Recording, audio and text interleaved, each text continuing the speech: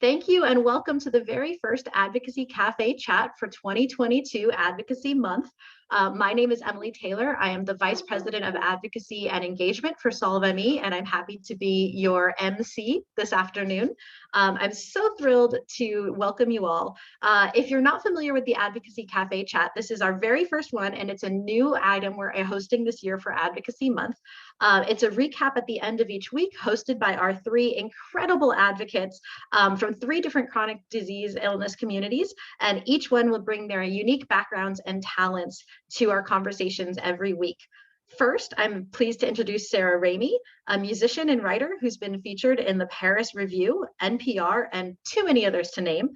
She's received an MFA in creative nonfiction writing from Columbia University and was a writer on President Obama's 2008 campaign. Sarah has been living with pain and chronic illness for 17 years, and she's also well known for writing a book, which has been called a darkly funny memoir entitled The Lady's Handbook for Her Mysterious Illness. Welcome, Sarah. Next, it's my pleasure to introduce Cynthia Adinig, a marketing specialist and equity policy advisor. She sits on the board of SolveME and is a person with long COVID, and as a self-described policy nerd, she has spent over a decade engaged in community service focused on low-income communities of color. Cynthia has been a campaign manager and a policy advisor to multiple political campaigns and uses her knowledge to advocate for both ME, CFS, and long COVID communities. She's an incredible, high-powered, high-profile advocate. You may have seen her on some international conferences from Time and a couple other major sources. So excited to welcome Cynthia Adinig. Welcome, welcome. And last but definitely not least, we have the lovely Sarah Tompkins, an Ehlers-Danlos syndrome patient and advocate. She's also Miss Wheelchair Washington USA 2022. Sarah has been a passionate advocate for invisible illness and disabilities and countless other communities. She's partnered with the rare disease legislative advocates and helped in the creation of federal and state legislation for the rare disease community. You may also recognize her from last year's Empower ME panel. So welcome, welcome, Sarah Tompkins. So with that, I'm going to turn it over. Our theme today is storytelling, and we're going to have a storytelling workshop at the end. But in the meantime, I'd love our three panelists, starting with Sarah R., if you could share a little bit about your storytelling journey and some tips and tricks that would be helpful for our advocates this year. Yes, okay, so thank you very much. That's a great introduction. Thank you everybody for coming to this. I was thinking about, so I'm a writer and I most recently wrote a book about these types of illnesses. And that was a huge challenge. It took almost 15 years to write that book. But for me, the thing that I have focused on and honestly struggled with, I think a lot of us do, is not writing the 450-page story, but compressing your story into an elevator pitch essentially for other people, because we don't really have the luxury. Like, I can't say to somebody, I've got ME CFS, and they're like, oh, like that's not a thing. Most people don't know what that means. And even if I said myalgic encephalomyelitis, they still wouldn't know what that means. And then if I said chronic fatigue syndrome, then they might think a lot of negative things because there are so many stigmas that come with that name. And so there's this huge challenge that everybody in this sort of larger community deals with. And so one of the things I wanted to talk about that I have developed to help me help others understand me, because I have a pretty complex problem. It's not just ME CFS. I had an injury that led to sepsis that triggered the ME CFS, but also this horrible pain syndrome and all these problems with my colon, and on and on and on. And one of the things you learn over time is that you cannot overburden people with every symptom and exactly what it's like to be you, because it's too much. And so one of the things that I've developed, that I have actually developed since publishing the book in doing interviews with, a podcast or something like this, is I now give an X-ray. I'll say, okay, so I know that I have, a multitude of invisible illnesses, but before we even get started, the host will ask me a question. How did this all start for you? And I'll say, well, thank you so much for asking me that. First, I want to get started with saying what's really going on in my body right now, because I recognize that you can't tell, that it really, especially in my case, and in I think most of our cases, it's very difficult to tell. So I want to give you a quick rundown of what it is actually like.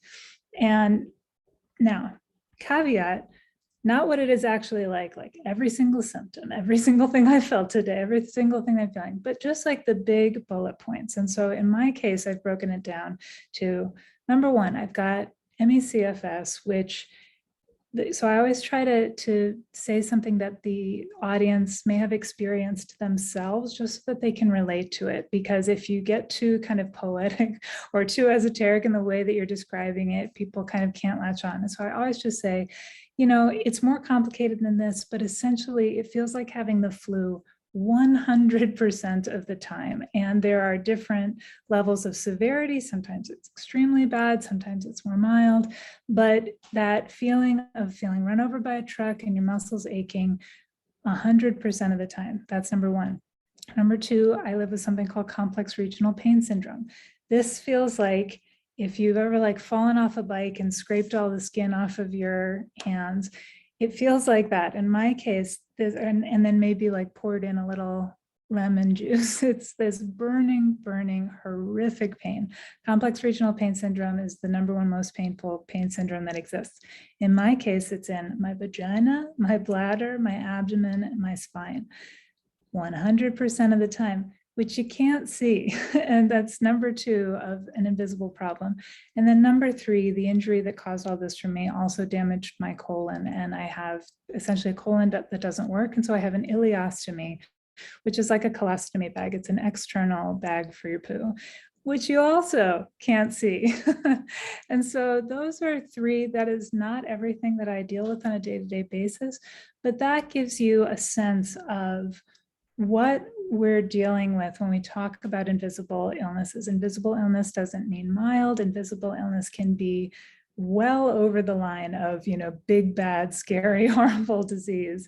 But it can be quite difficult for people to sort of see in. And so for me, giving that x-ray and just kind of giving a rundown of the top things, even though I've got other things, I've got Ehlers-Danlos, I've got POTS, sometimes we'll get into that if it comes to that, but just starting from there provides a backstop for, I started doing this after I would do a whole talk for a bookstore event where we would be talking about how difficult it is to have an invisible illness and people don't believe you and blah, blah. This whole an hour of talking about this. And then at the end, inevitably someone would ask, they'd be like, well, I can tell that you're doing a lot better now from the look of you. And so can you tell us how you cured yourself? And I'm like, oh my God, I thought that we covered this. But because I had not explicitly said, let me bring you into my body and tell you what's going on right now, that I have found is incredibly helpful. And I know I'm kind of going on here to talk about it, but just doing the 1, 2, 3 of let me bring you into what it is like, or you could say, here's what a day is like, here's a snapshot of a day, but really trying to keep it concise, I think really helps people. It prevents them from being able to sort of say to themselves, well, she doesn't look sick to me. It's a lot harder to say that once you've really brought somebody into being I've got the flu, I've got, skinned hands, but in my vagina and lemon juice, and I've got an external poop bag. I think that makes it a lot more difficult to push that aside, even though it means being pretty vulnerable and being sometimes pretty graphic. I find that is helpful because it is real and it is what's happening. And if the goal is to help people see you and understand you, I think that being really direct about those things is really useful to front load that at the beginning of your conversation. So that's all I have to say. I'll turn it over next to, I think, Cynthia, right? Correct. I totally resonate with that. And I feel like your experience, I can just feel so much experience that you had figuring out along the way. I had a little bit experience with storytelling as a marketing specialist because I create content for other organizations for a very long time, including nonprofits. And so I understand how to tell a story in order to promote whatever event that I was helping to promote or that organization.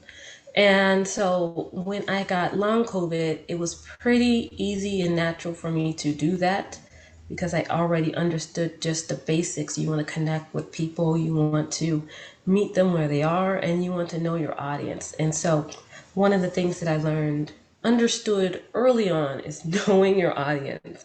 So like if I am talking, say, if I'm getting an interview with, say, Bloomberg, I'm going to talk more about policy legislation and I'm going to give some data, some stats.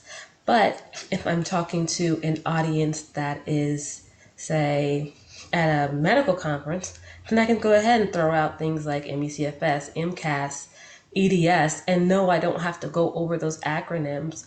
But if I go into a regular place and do like just a live stream, then I'm going to have to say, EDS, Ehlers-Danlos syndrome, kind of like hypermobility. So think of all the super flexible people, but there's some issues that come along with that. Or, for example, I have really severe MCAS.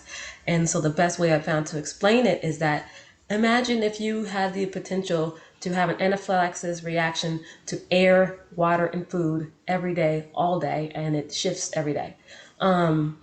People really understand what that sensation is like and they connect to that. And so I definitely had a head start with that.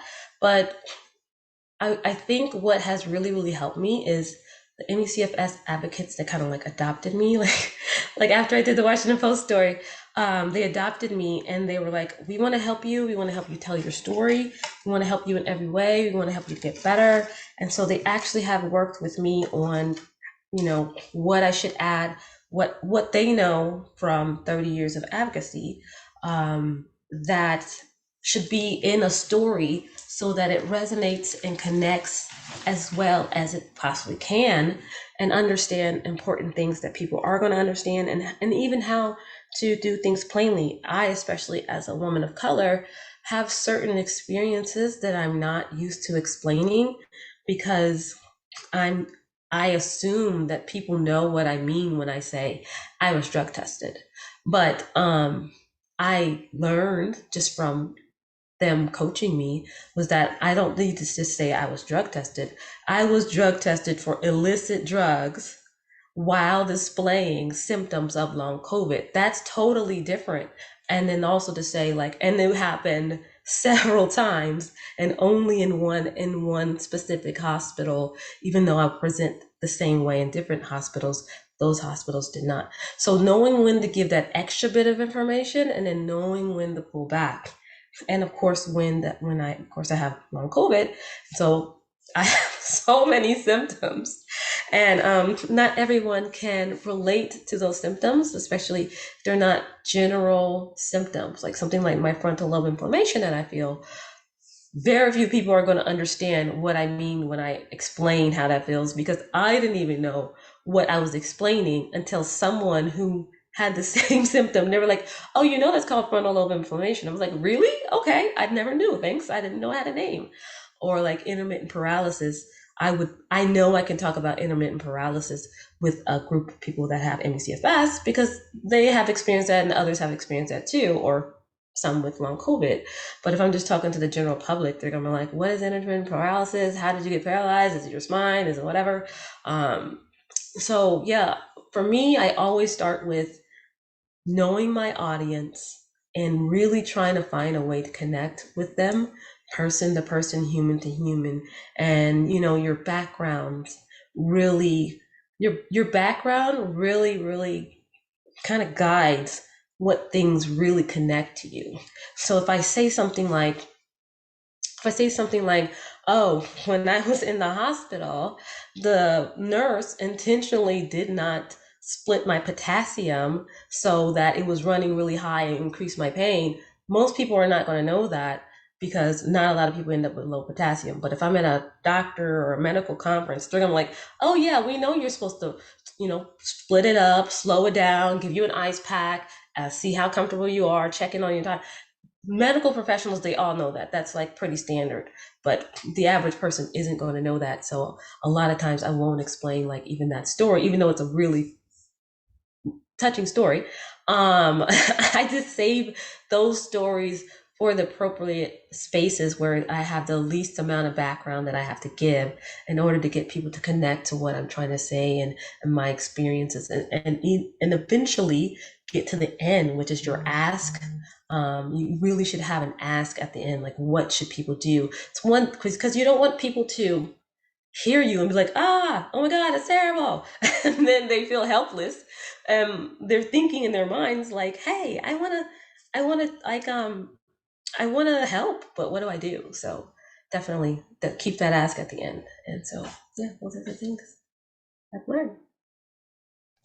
And Thank you, Cynthia. I will introduce the next Sarah Tompkins to tell her Thank tips. you. Thank you, Cynthia. You both are hard acts to follow because those are all such great tips, knowing your audience and really being specific about what you share to whom about your conditions. As was explained, I'm an Ehlers-Danlos syndrome and rare diseases patient advocate, and some of the best practices I think that I can share, because it's so true to know your audience and to really know exactly what you're going to share with this member, policymaker, or whomever you're really advocating with.